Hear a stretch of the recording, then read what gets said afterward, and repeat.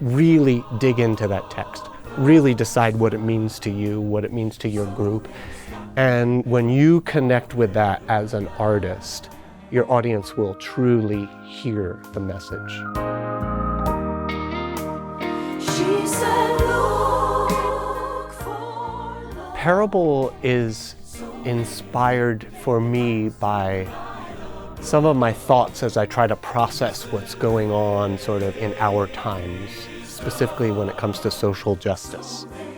And as I've been processing that over the years and thinking it through, I realized that maybe it's not, while it feels very critical and very now, it's maybe not exclusive to our time. There's a history of steps toward and away from social justice throughout America's history and world history.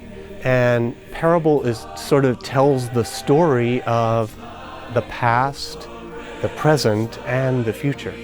If you analyze the verses, it talks a lot about steps that have been made in a positive way in the past, things that we feel today, and the final verse about, and we are starting over again, which gives us hope for a brighter future.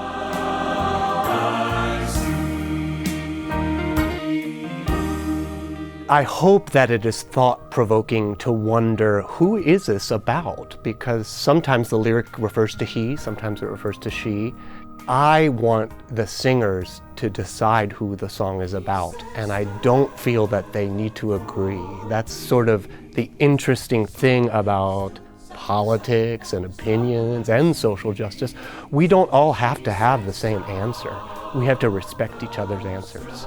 So maybe there's a line in there about Martin Luther King or Rosa Parks or Dolores Huerta, Cesar Chavez, Harvey Milk. Maybe all those people are part of it, or maybe it's somebody you know. Maybe it's a family member, someone in your family lineage. Maybe it's a friend. Maybe it's an important person in your community. Maybe it's you in the future. So they ended the hate and the war was won. I thought that the inclusion of Amazing Grace brings in a lot of that history because it is such a historic, old, traditional piece. So it kind of pulls this very contemporary piece into a place of solid history. And I also love the message that there are times when we may feel lost, but we will be found. And that's the high point. And if you notice how I set Amazing Grace in the middle of this piece, it stays pretty traditional for phrase 1 and 2, and right at that point, but now I'm found, I go really off into a gospel-style riff to say this is the goal.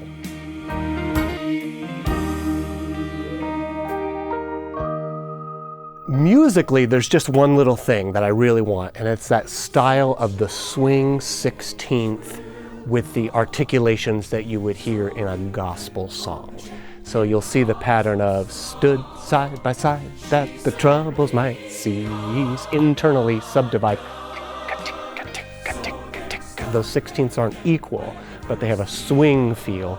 And then pay close attention to where those staccatos are and give lots of space between the notes, and that really will embody the gospel style. The most important thing with Parable is to connect with that text. I'm hoping that it opens up the discussion about what it's about and who it's about and the positive things that can be attributed to social change. It's easy to get on this topic and think about the things you don't like or the negatives. But I'm trying to show in this text that it's many stories of positive change and moving in the right direction. Yes, sometimes people will say 3 steps forward, 2 steps back, but we're going to constantly march forward and really dig into that text, really decide what it means to you, what it means to your group. And when you connect with that as an artist, your audience will truly hear the message.